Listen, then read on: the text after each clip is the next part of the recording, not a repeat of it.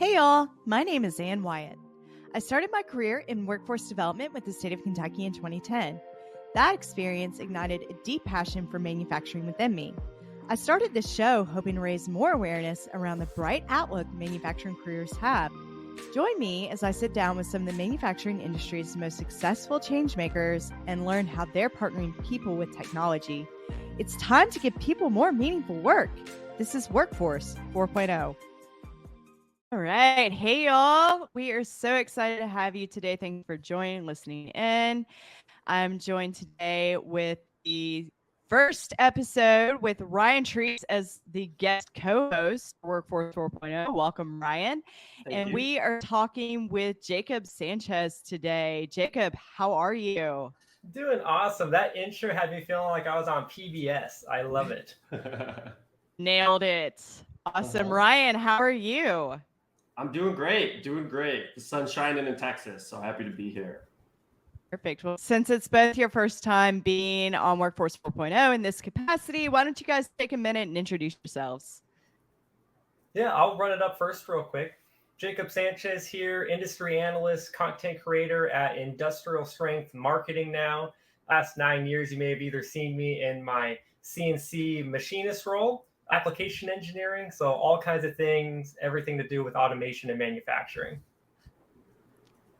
Awesome. Thank you, Jacob.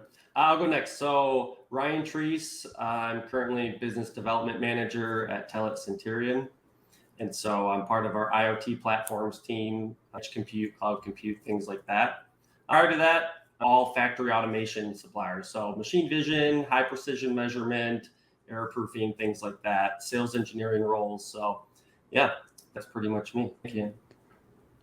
Awesome. Yeah, well, welcome both of you guys. Jacob, in true industry Workforce 4.0 fashion, we are going to kick this off the correct way, which is obviously, what's your favorite karaoke song? I'm going to give you my favorite song in general. Actually, you know what? That's car karaoke. I'm going to give you my car karaoke song. It's actually this one that was going around on TikTok like freaking months ago. And ever since I caught wind of it, like I've been down super bad. Her name is like Niko. It's INIKO. Okay. And the name of the song is called The King's Affirmation. And just everything from how she sings, like the beat, the bass, like, and the first words that you hear are, I will be one of the greatest. That is a vow. That is a promise. And I heard that. I was like, ooh. And so that is in my playlist on Spotify forever now, all because I heard it on TikTok and then searched it out. That's awesome. I hear so much good music on TikTok. I was just going to say, I feel like TikTok is just like a music discovery app at this point. I thought that's what we were all there for. That's what I was there for. That's going to be their new rebrand. Yeah. And for Jacob's content, obviously. Yeah, it's coming soon, dude. I love TikTok, like, because I was also like, I remember when iFunny was a thing. I remember when Vine was kind of a thing. I was never into. But dude, TikTok is so freaking funny. Like I love mine. I don't care what anybody says. I love TikTok. Yeah. I love TikTok as well, and I'm just on there. And people are like, "Are you creating on TikTok?" And I'm like, I mean, sometimes I'm just here. Like She's like I'm just creeping. Yeah. That's actually a great segue into our first question, because you've started out, Jacob, as an applications engineer in your career field. You make content full time for Industrial Studios. Industrial Strength Marketing. So my career kind of started in CNC machining. I was CNC machinist, 5-axis programming, all this stuff for like 7 years since I was 15 in high school. But like even my content, and that's when I got into content creation too at Titans of CNC Academy. I was one of the media talents. So cool. I was an expert machinist that would run aerospace. And then I'd also be the guy in the video teaching you how to do this stuff. And long story short with that, we eventually got in our own piece of automation equipment where I had to program a robot and create a lights out cell on one of our machines there. Once I found out about robotics that way, like it took off. I had to get a job in automation. And so I had zero experience in application engineering and applied for a place in Michigan. So from Cali to Texas, and now I'm in Texas, and I had this company in Michigan fly me out for the interview. They hired me, and that's where I've spent the past year and a half. Yeah, application engineering for custom automation integration. Loved it. That's awesome. And then that also kicked off me going to trade shows and starting to create my own content, which is what everybody sees on LinkedIn now. So that's also been the past maybe year and a half or two, and that's been amazing. Like, I've set goals for myself and I've hit them. They're not super crazy, but I have 4,000 followers on LinkedIn and then 3 million views in the past year and a half, which is pretty cool. Awesome. Yeah. Yeah. Congratulations. That's awesome. So that's been insane. I love still being an engineer and a content creator. I think it's so much more fun to make the content when I also understand it on that level, you know? Yeah. Yeah. It's fun to learn it and then break it down and then teach others. I think that's a really fun thing. Yeah, because you're helping them learn it too. And some of those people actually love their job so much that they want to do that. They want to excel in that, go up the pay scale, go up the ladder for the rest of their lives. So if you can help them in any way to get there, like, that's awesome. For free, just in your spare time. Yeah. Right. Yeah, that's the other thing. All the stuff on my LinkedIn is just, I don't even get paid for doing that. Like, it's just free. Yeah. And then Industrial Strength Marketing saw what I was doing, and they were like, yeah, we're going to take him. And so I've been working there for the past 2.5 months, where now I can make even more content, but now I get to do it with a team that's just as excited as I am. It's insane. They're awesome. Yeah, Ann knows. Ann was there just a few weeks ago. That was a really cool experience up in Nashville. It was just like open warehouse, industrial warehouse space that had been converted into like an office, and everybody is so fun and just really cool. So that was a really unique experience. Ryan, you're gonna have to get to Nashville. I mean, no, I'm on my way. I like Nashville. I've been there a few times. It's fun. I found out it was called Nash Vegas, and ever since then I can't look at it the same. Nash Vegas, that's awesome. We call it Nash Vegas sometimes. I love it. You know. So I'm curious, Jacob, it sounds like you've done a lot of cool stuff. What are some of the more fun projects that you've been involved in? I can't say the customer, but it was and this is one that I designed. So this was one where it was like, hey, Jacob, here's the customer. I had to go out and get all the components. So I've got to work on some other cooler jobs that I wasn't the main person on, but this was like my design from my head into reality. It was a $1.5 million job. And I was automating, how can I say this? Packaging. I was taking paint components and I was packaging them, and there was 3 different products on this line. It was like a small, medium, and large. Okay. And it's for a very big paint supplier in the United States. That was awesome because I got to see that get built a year later and start running. So that was amazing. Yeah, that's got to be a cool feeling to see something that you put down in design and then see it actualize, right? Something that never existed before. Like, it's the coolest thing about engineers and machinists and even controls engineers. Usually, a lot of the time, what you're doing has never been done in the history of ever until you just did it. Right? That's so fun, though. You just take nothing and make something, right? Exactly. That's what I love so much about CNC machining. If you were to come up with your own design, that you put these holes here and you did this contour here, and like, let's say it was like a brake pedal like I did in high school, nobody had that exact design. So when I made it, I was like, wow, like, this is the first one ever that looks exactly like this. Like, that's cool. So cool. It's like art, right? Yeah. It's like art. Original copy, one of one. Yeah. That's cool. Until you start making some money, then you can make thousands of thousands, and then there you go. That's manufacturing. Exactly.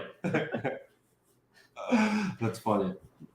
That's awesome. And you're also involved in FIRST Robotics. I see a lot of your content that's, focused on FIRST Robotics, and you're either judging or you're filming content there. And, I aspire to be a FIRST Robotics mom instead of a soccer mom. Nice. I don't know, but I am an aspiring FIRST Robotics mom. How do you think that FIRST Robotics is influencing the manufacturing industry? And then can you share with us like one of your favorite moments from our first event? Yeah, I've been doing that for 5 years. I've loved it. Up and down the coast in California, now in Michigan has been amazing. I'm gonna go judge Worlds. Hopefully, I'm like 90% sure next year for FRC. So that's awesome. The thing people don't know about first is it's actually 3 categories: FTC or FLL, FTC, and FRC. And so with that total, it ranges from kindergartners to high school. So it's K through 12 in these different divisions. And something that I've loved about first, and the manufacturing industry, I'm trying to think. The people that know about it, the people that get it, get it. Mm-hmm. The people that don't aren't there yet. And so it's hard to say like what manufacturing thinks about first, because honestly, there's still a lot of people that don't see the reason to invest. I just did a post talking with a student, and the post was called "Why Companies Should Invest in First." Like, I'm telling you why you should invest, because it's more than just one of those donations you do every year. It's more than just a write-off. Like, this can be an actual pipeline for your next gen workforce, or even keeping that workforce in your community. Like, it doesn't have to always be about you. It can be about the community. Yeah. But that's why you want to invest in these teams. And that's why I think the general populace of manufacturing can do better at understanding, is that it's more than just a write-off. Because you ask any of the companies that are in it and that they get it, they love it. Chris Elston from YRG Robotics has been a mentor for 20 years. Kind of says something. And so I love it. My favorite moment actually just got overtook. I was going to say this thing that happened in Napa Valley in California, but this last season in Michigan, so when you're judging the teams, right, it's a serious thing, because some of these awards send them to the next level, or they send them straight to state, stuff like that. And other times it's just big enough for a team that's never won an award to win an award. These are serious competitions that go on all weekend. And you get kind of attached to your teams, but you also have to, at the end of the day, be impartial and know when this team's done something that hits the categories more than this team. But for this one team, I was like, no, they got this, boom, boom, boom. Like, I'm fighting for them in the room. And they went to the award ceremony, and they ended up getting the award. And they recognize you from the interview room. Like, they know that's a group thing, but they recognize you. And when we do this lineup where they come through and high five or shake hands, stuff like that. And it was a high five line. And the team was going through, they were looking at me, like some of them pointing at me. And this one girl like grabbed my hand, like squeezed it. And I was like, I was like, oh, it's probably just all excited. And so I'm going around with my judge advisor. I'm cleaning up the place. I'm like his little shadow, just helping out. This girl with her team that won the award is like talking to her mom, all excited. And then she like looks at me. And it's like middle schoolers, I think. This was middle school. She like looks at me, and she like runs over and freaking just like hugs me. And like, I'm like, my hands are like up here. I'm like looking around. I look at my judge advisor, and he like looks at me and kind of laughs and walks away. And I was like, I didn't know what to do. So I just like kind of like patted like her back. I was like this. And she was like, you don't know how much this means to me. Like, me and my team are so, she's talking fast. Yeah. You don't know how much this means to me. My team and I are so excited. Like, this means so much. Da-da-da-da-da. And then like was like, thank you so much. And then like runs off. And I'm like, and I like go like across the curtain, because I'm like tearing up. Like, it was a very impactful thing for me. And I finally got what my judge advisor always talks about when he talks about getting emotional. Like, this man tears up talking to us, the judges, about this competition and what it means to the kids. And it was crazy. Like, I'm only 24, but that's never happened the other years I've judged. The past 4 years, I've never felt like that until that day. At that time, like, it finally did hit me. It went inside of me of what it means to these kids, that you just appreciate them, and you're not always trying to sell them on the next internship or the next apprenticeship. Like, you just care about them. Yeah. And that's when I went off the handle. And whenever you see my first robotics post, I get real serious. Like I say whatever, like it's for these kids. I mean, I'm going on a rant right now. So no, that's awesome. No, man, I was fully invested. I was like, sign me up. How do I get involved?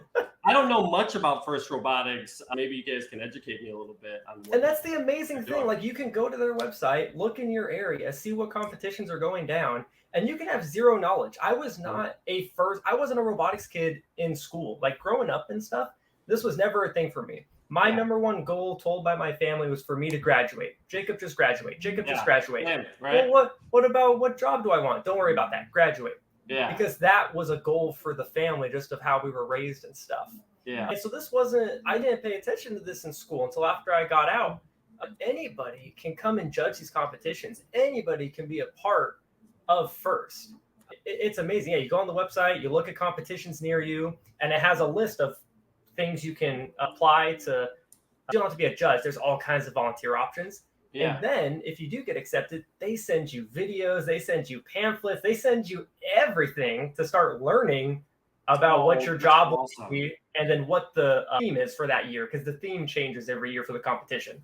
That's awesome. They really do a great. Yeah, so that's the thing that I hear about FIRST, is that they do a great job with their education. And they're a nonprofit too. It's something that people don't get all together. Yeah, which is awesome. Yeah, so that's my high horse on FIRST. Very cool. I'm sold. I'm going to the website after this. I'm signing up. I'll see you there. Our first program in Madison City Schools starts, I think, in second grade here in Alabama. So I'm 2 years out of reaching my dreams of being in FIRST, but I'll be excited for Phoenix. That's the real thing. You know, when you get them excited, like you're saying, with the kids and they're hands on and they have that aha moment, like you did, I'm sure, when you were kind of building that line, right? It's like you're taking nothing and you're creating something, and just the kind of empowerment of that is, that's what made me stick with. That's what made me stick with our industry for this long, is the fact that I kept seeing adults get excited that I was 15 and I was programming horizontal machines and running aerospace and doing all this stuff. And they would get excited. And I was like, oh, that means this isn't normal. So how do I get better at it? And people just keep getting excited. And that's how I know that I'm on the right track. When I see that I'm not helping people or bringing joy to people anymore, something may be a little off, you know? For sure. Yeah. At FIRST, I think that's a great program. So I love that you're invested in it. I love watching your posts and everything. I'm staying in it. You're going to see many more. Good. And I love that you're a part of the Gen Z generation. Yeah, I'm always the youngest judge. I mean, I'm always the youngest. I've always been the youngest person in the room in this industry, mostly. So. That's good, though. That means you're learning, right? I love being surrounded by people smarter and older with more experience than myself, right? Yeah. I think it's great for the workforce. I mean, it's just really refreshing for the industry, right? You get this new wave of the Gen Z workforce. And of course, you know, everybody's kind of got a lot to say about it, but we're millennials. Ryan and I are millennials. So I promise you, we're used to it. You know, we're used to it. But Generation Z, they talk a lot about Generation Z and your generation as being a generation that has different priorities a lot of times in their career objectives. And I guess, you know, when I'm thinking about what my own priorities were as a millennial, I see a lot of alignment there. But just in your thoughts and in your own words, how do you feel like, what do you feel like the top 3 things that Gen Z looks for in a career path? Yeah. People always like to say it's security, like we're searching for security, and I don't agree with that. I feel like everybody's always wants a secure job. Like, you don't want a job that's going to be around for a year, 2 years, 3 years. Like, everybody wants a secure job. We more so look for a job that is going to give us what we know we need to survive with the skill set that we have. Like if I know that I have, let's say, 2 or 3 years experience in this field, if I know I have 2 or 3 experience and I know that I'm a good worker and I can do a lot more for your company from you hiring me, that's why I'm asking for the number that I'm asking. And that's why it's over than what you're asking. I understand that it's an entry-level position, but I don't have the entry-level skills.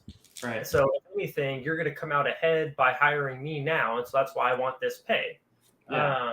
So I feel like fair pay is a big thing, and not fair as in everybody gets the same. Right. It's fair as into what value I have and what I'm bringing to you. Right. So I think that gets mixed up a lot of the time. Another thing is honestly like passion. And when I say passion, I'm not saying that you have to, everybody at work or the organization as a whole has to agree with what I agree with and enjoy the things that I enjoy. But we do want to see that you're at least doing something other than working 12, 13 hours a day, 60 to 70 hours a week. Like I would like to see that as a company, you're supporting something else, you're doing something else.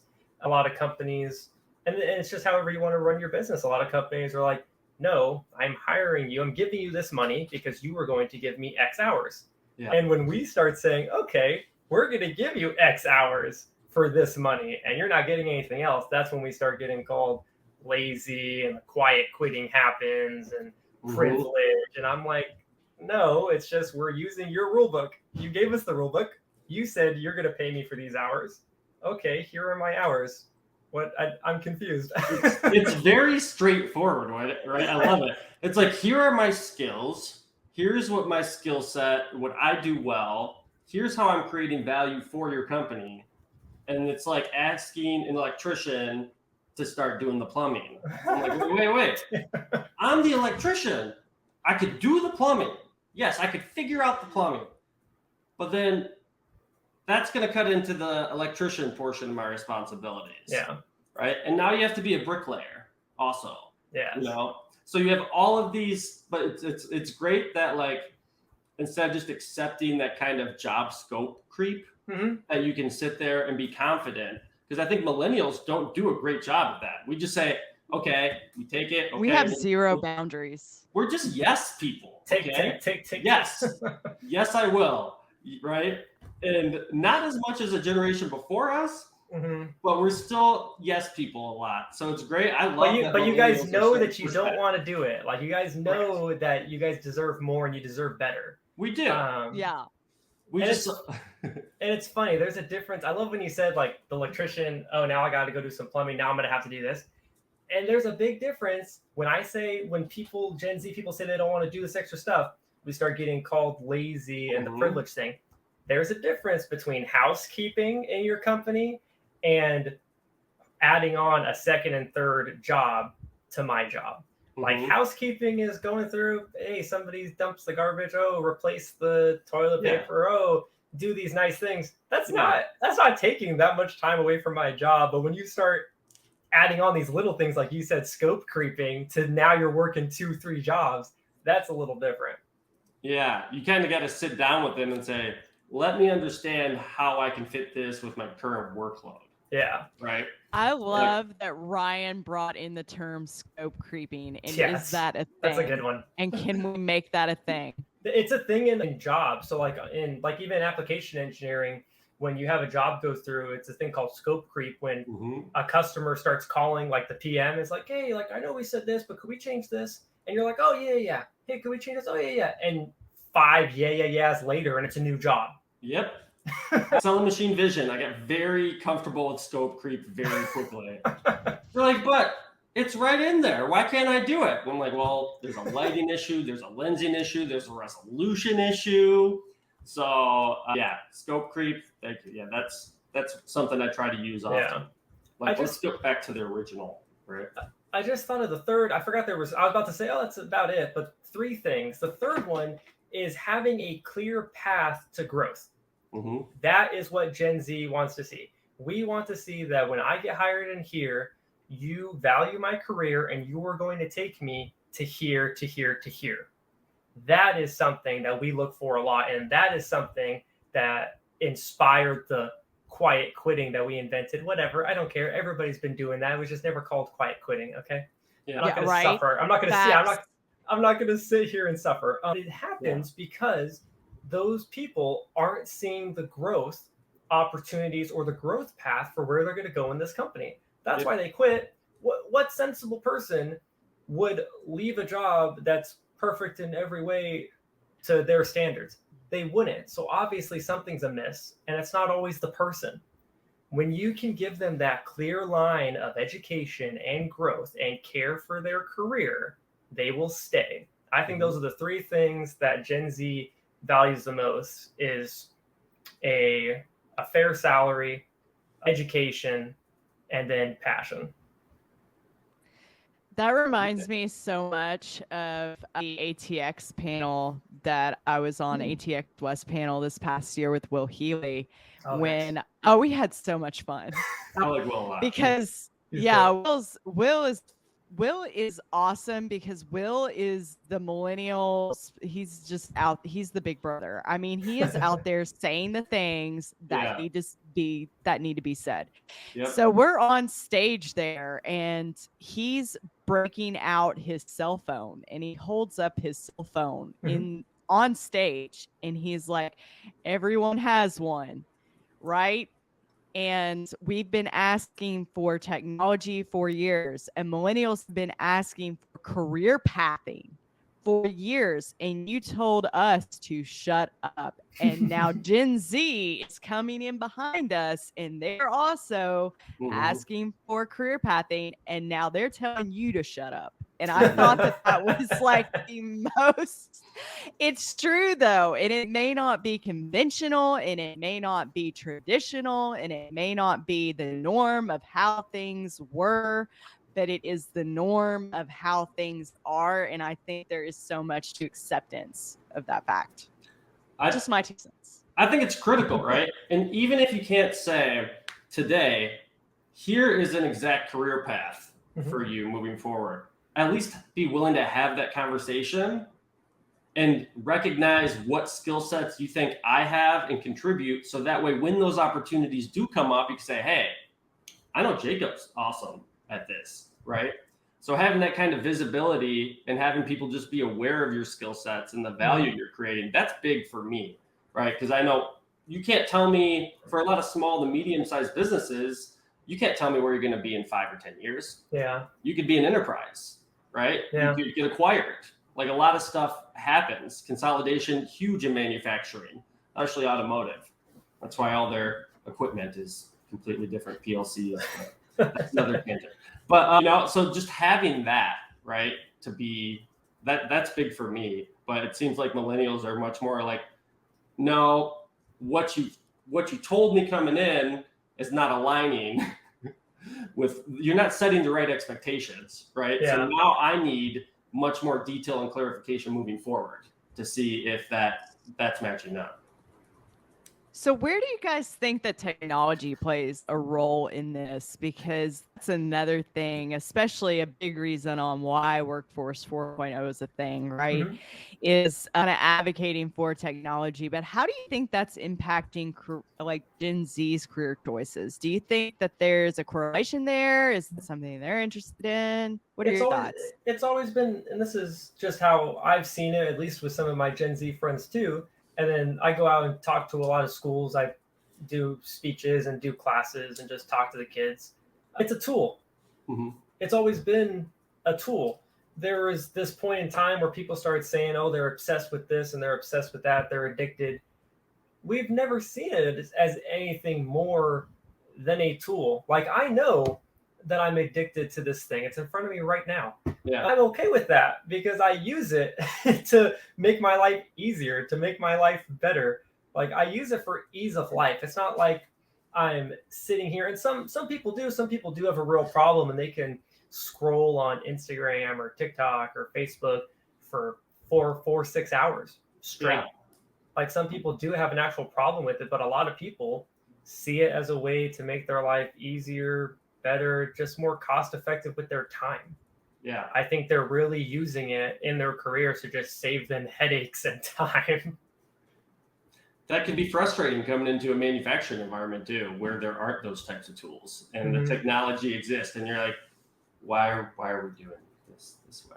There's still some shops that don't allow cell phones on the floor. Oh yeah. Even when I was doing machine vision, I was selling like VGA resolution cameras 10 years ago, and my smartphone had like a 5 megapixel sensor. I'm like, and I had customers asking me, they're like, why am I paying you $5,000 for a 640 by 480 resolution when my smartphone has 5 megapixels? And I just said, it's industrial, robust. Leave your phone there all day, see what happens. Yeah, but I wonder how many moments millennials have like that, right? Mm-hmm. When you entered the manufacturing environment, I mean, you got CNC experience in high school, you mentioned, but what kind of surprised you on the plant floors and things that you were visiting that you're like, this just doesn't make sense? I was surprised with how much of our factories in America are still manual. Mm-hmm. So when I went to my CNC machining was always, it was hit or miss for me. Like either the shop knew where they wanted to go with advancing technologies and they had the new machines they had. When I go into a shop now, and especially if it's a business shop or if it's a schools, I'll give leeway because I understand budgets, things like that. I will say that there are free CAM softwares now. But anyways, when I go and I see a business not using CAM or teaching it or running their business with it, that confuses the heck out of me. And they're manually programming at machines still. It blows me away. I can't believe that. On the CNC side, I can't believe that. And it frustrates me internally and I have to like control it. Yeah. And on the automation side, I can't believe how many processes. I've been to a good amount of factories across America and gone in there factory tours for jobs or just for my amusement. And it's crazy. Yeah. How much I went to this. Am I allowed to say this? I went to this business that makes cabinets. Okay. And I was, it was somewhere in America. And I was very surprised with how manual the process was. There was I don't know, maybe 8 to 12 people on a full line from start to packaging, making all different sizes and colors. And I was like, this is insane. And I get the variety. Automation doesn't do well with variety, but still, some of these processes could be upgraded. So it's been really interesting. Wow. Or maybe, a couple of different lines could be installed, right? Yeah, cabinet making is still very manual, though. It is. And even what we were going to do, because like I always say, automation never replaces people. People like to say, oh, well, the job's not there anymore. The person still works there. It's just they're on a different line or they're doing something else now. Rarely does automation actually get rid of people. But that opens up people to, hey, now that we have this robot doing this task, why don't you and this group develop a new plan for us to rearrange the warehouse to make it more cost effective to bring automation in and do these processes. So that's my 2 cents on that. Yeah, I've seen some weird stuff. I've seen traceability systems on an Excel spreadsheet, reading barcodes, and they're we just save it at the end of the shift sometimes. There's a lot of that, Ryan. What's the most manual process you've seen, Ryan? Oh man, you've toured a lot of factories. One that sticks out is it's not fully manual, the whole thing, but candy canes. What? Cool. Yep, I went to a candy factory, and they have like just huge mixing bowls. And then there were people doing team lifts for like the raw material. So for this candy, so they would lift this huge slab of like candy cane, whatever I'll call it, mixture. It's a solid at this point, and then they'll like put it in a big mixing bowl and a dispenser. It was so cool, but to see these people like picking up this huge thing, putting it on the table, cutting it up, and then they're like playing with it. It looked like, it looked actually fun. Is what I'll say, except for lifting this huge blob every day. But like I was really surprised to see like it just looked kind of like a kitchen at the beginning of the process with just huge mega appliances, and then they put it in the machine and then it pulls it and that's dope. All that stuff. But yeah, candy canes were a really cool one for me. That sounds like fun. Yeah, were they like excited about the? I feel like there would be a somewhat notes of joy if I were working in a candy factory. I mean, like little elves almost. They were like whistling. Maybe. Like elves whistling, you know, making candy. That's how I picture it. They looked happy to be there. They definitely looked happy to be there. But yeah, you gotta look at that. It's Mm-hmm. important stuff. Mm-hmm. So yeah, well, that sounds like a lot of fun, and I'm jelly that I did not get to invite to the candy factory. So yeah, let's shift the focus back to content, Jacob, because I love watching your content. I love watching you grow as a creator. You are so good at it. Thank you. Like for the rest of us sitting around, we're like, you know, we got our iPhones at the show. I mean, Jacob's got his gimbal and like his whole setup and his Rode lapels, and I'm like, wow. And then, you know, the way that you edit your content, I mean, it's like professional level. I'm over here like he is so good at this. I can't even. So I'm a fan. I love watching your content. I love watching you create the content behind the scenes. But who are some content creators out there that you like to watch? Oh, geez. I mean, in our space, I love everybody. Like everybody's helped me in such a different way that there hasn't been somebody that is, oh, this is this person. I've came to everybody at different times. Will, Eddie, Chris, Megan, Jake, like I've came to everybody at different times in my life when I needed them for something different.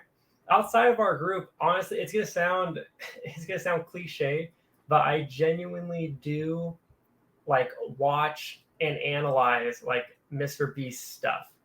Like I try to tell people like we need to do this or we need to try this, and like nobody is on that train in our industry, and I can't get more people on it. I watch that, and funny enough, he's not a creator, but like I label content creators as somebody that makes something themselves, and that inspires me.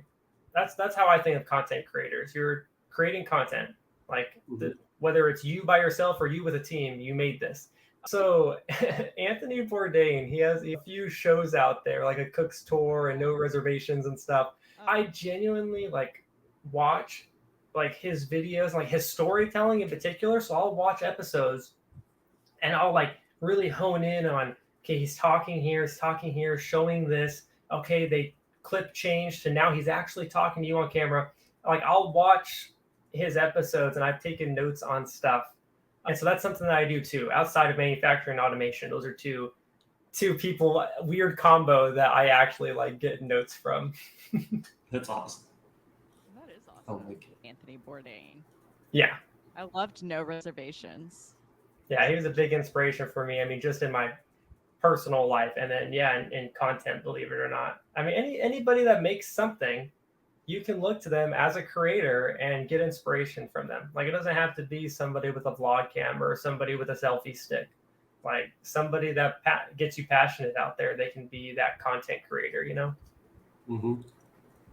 Absolutely. Ryan is always pushing me to make content, believe it or not. He is like everything is content. Everything is content. Everything is content. Ryan, have you seen Mr. Beast's videos? That sounds like I live under a rock. A few. But I'm aware of Mr. Beast, yes. But I didn't watch a lot of his videos. I've got to get on that train. Somebody else was talking about Mr. Beast, and I've just got to. But sometimes we're just old millennials. The problem. We're just old millennials. Jacob. No, we're not up on the hip content creators. We're just stuck in the factory all day. Mommy, you can blame mommy. I'm dog dad. Which way? This way. Dog dad.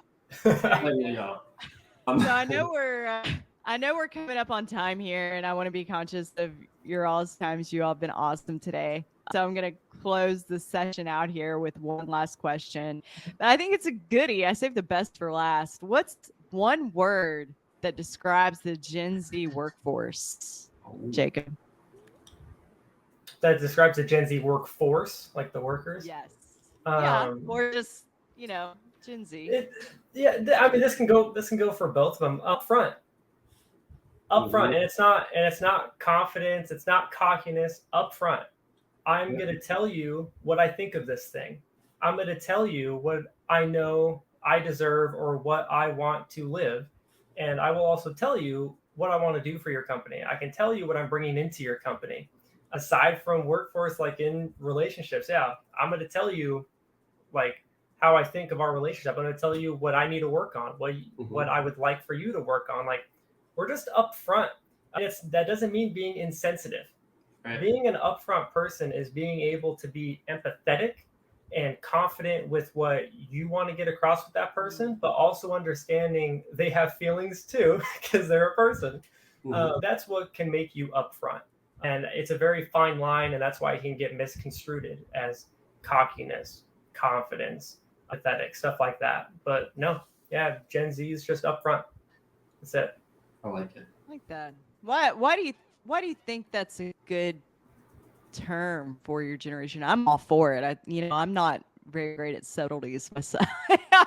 I usually lead conversations with that. I think that's just how we are with the trends that have started because of us, the movements that have started because of us. It all started with somebody being upfront. There's been, I don't do political stuff, but even some of the political stuff that happens with Gen Z people, it's them being upfront.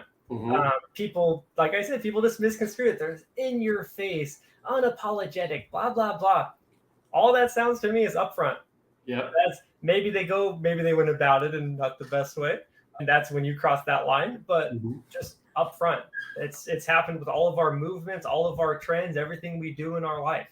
Even we remember when people started acting like ghosting was a new thing, like Gen Z brought in ghosting. Oh, yeah. We did that. Ryan, I thought we did that. It was just called for a lot now. That's people trying to be upfront in a very bad way. If you can find that balance, that's what Gen Z is all about at the end of the day, is just being upfront. That's cool. I like it. Yeah, I think we need a little bit of that. I think there's a lot going on in the world sometimes, and I think it's a distraction mostly. But I will tell you, I just think that we need that some boundaries, I guess, or just some clarity. So much is like out here, right? And it's just nice to know like where you are and where you're going. Yeah. Right. So that's about it for me. Yeah, that's it. What do you think, Ryan? Are you up front? I can be. I'm actually usually really passive and subtle. And then it reaches a point to where I beat around the bush so many times where I'm like, here you go. There you go. That's the millennial way, Jacob. It always gets we try, and then we try again, and then we try, and then we're like, oh, man, this is... I'm always trying to be sensitive to people, and try not to trigger them. And so I can be very subtle for a lot of that stuff. But especially at work, I'm extremely direct in terms of like problem solving, like especially on the factory floor. It's like, okay, you guys are saying this. Here's my point of view. Maybe let me reframe this. This is what I'm looking at from the problem ABC, right?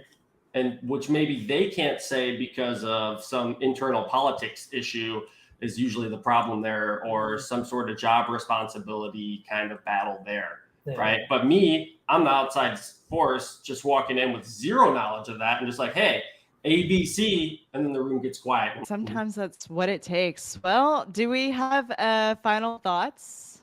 That's about it for me. On every podcast that I end on, I do say a quick mental health note I've been doing for a while. Mental health, I didn't think of it until I said it right now. Usually I have it prepped. A mental health note for this one. Even if sometimes you can succeed and not feel successful. So instead of looking for things that make you feel successful, just look for things that make you happy. I mean, that can be as simple as you cooked yourself dinner instead of going out. Like Yep. that just makes you happy. Not everything that you do has to lead to some big grand success in your career or life goals. Like something can just make you happy and then move on from there. So Nice, I like that.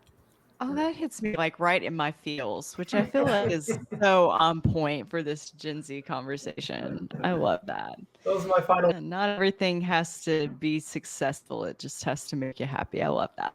Mm-hmm. Well, thank you, Jacob. Thank you, Ryan.